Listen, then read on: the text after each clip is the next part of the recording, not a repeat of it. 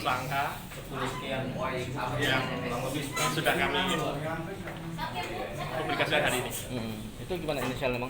Inisialnya tadi siapa? Jadi inisialnya SDH, JD, dan RM. ASN-nya ada berapa orang? ASN ada 2 orang, 1 dari rekanan. Berapa kerugian negara? Kerugian negara 3,2 miliar. Ada pengembalian juga sudah, Bang? Pengembalian sudah 500 juta. Oke. Baik. Ya udah, Bang.